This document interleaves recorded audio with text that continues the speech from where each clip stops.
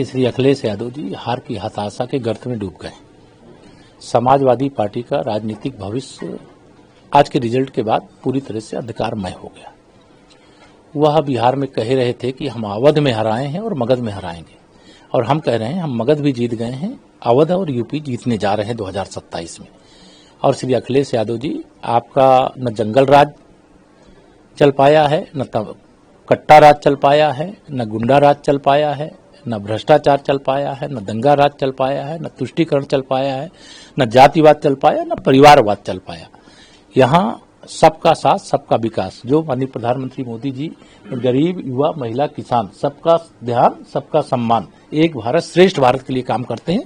यह भरोसा पूरे देश ने महसूस किया, बिहार ने महसूस किया, और बिहार ने सारी प्रकार की परिस्थितियों से ऊपर उठ करके एनडीए का साथ दिया।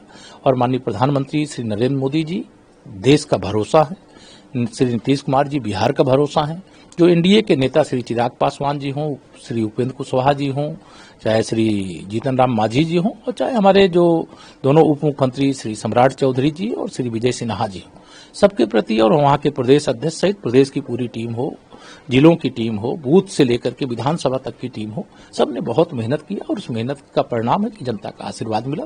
इस शीश झुका करके बिहार की जनता के आशीर्वाद को स्वीकार करते हैं, और उनकी जो सेवा करने का वादा घोषणा पत्र के माध्यम से किए, उस वादे को पूरा करने में कोई कमी एनडीए नहीं छोड़ेगा। अखिलेश यादव जी ने एक बात और कही है कि इस बार जो है वहां पर जो प्रहरी है उस तरीके से काम करेंगे, और भाजपा जो है एक दल नहीं छल है। देखिए, श्री अखिलेश यादव जी का फर्जी पीडीए फेल हो चुका है। वो बिहार में पूरी ताकत से बेगानी शादी में अब्दुल्ला दीवाना की तरह मान न मान मैं तेरा मेहमान, वो भाजपा और एनडीए को हराने के लिए प्रचार करने के लिए गए। वो साहबुद्दीन जैसे कुख्यात अपराधी के बेटे का प्रचार करने के लिए गए, लेकिन उनके जहां जहां पांव पड़े वहां महागठबंधन को धूल चटाने का काम एनडीए ने कर दिया। और भारतीय जनता पार्टी नहीं, बल्कि समाजवादी पार्टी, कांग्रेस पार्टी और राष्ट्रीय जनता दल, ये छल हैं, ये प्रपंच हैं, ये धोखा है, ये विश्वासघात है। इसके कारण इनकी इतनी करारी पराजय हुई है, और 2027 में यूपी में भी हम लोग तीसरी बार प्रचंड बहुमत से सरकार बनाए। सर, एनडीए की बात की जाए, बहुमत निकाली है, लेकिन इसके साथ अगर बात किया चुनाव प्रचार में सभी दिग्गज नेता वहां गए थे, राहुल गांधी भी वहां पे थे, लगातार वोट चोर के भी नारे लगाए गए थे, और इस बीच कहा गया था कि देखिए, वोट चोरी कांग्रेस के डीएनए में। भारत रत्न लौह पुरुष सरदार वल्लभ भाई पटेल जब अंतरिम सरकार का पीएम कौन बने, जब ये तय करने के लिए वोट डाला गया, तो 14 वोट सरदार पटेल जी को मिले और 1 वोट पंडित जवाहरलाल नेहरू जी को मिला।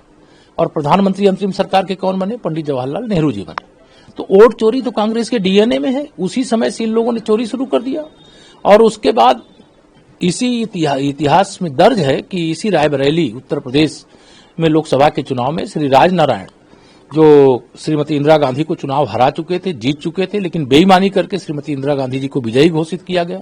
वो मामला न्यायालय में गया, हाई कोर्ट ने उनके चुनाव को रद्द कर दिया वोट चोरी का आरोप मानते हुए, और फिर उन्होंने देश में आपातकाल लगा दिया।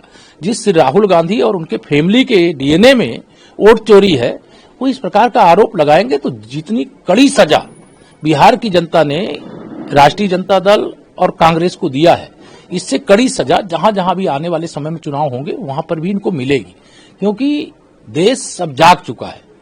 अब लोगों की आंख में धूल नहीं झोंकी जा सकती।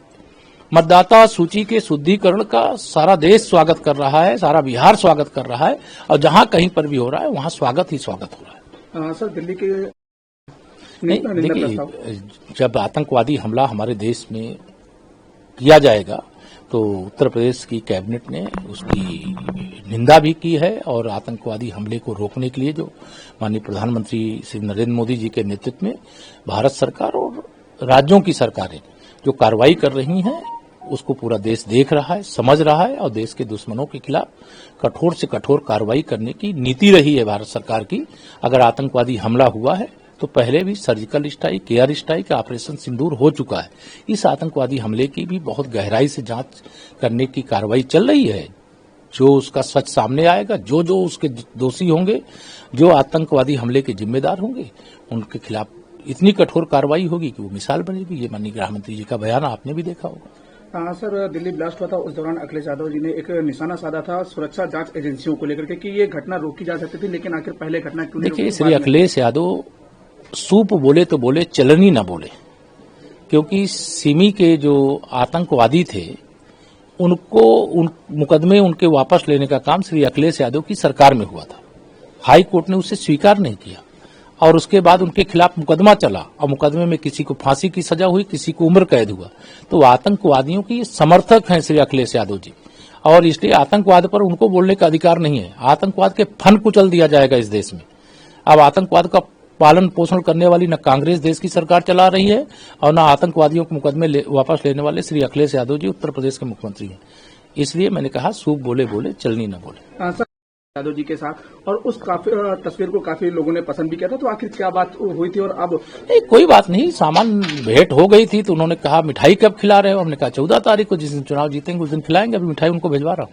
मिठाई पे भेजेंगे? हाँ, भेजेंगे।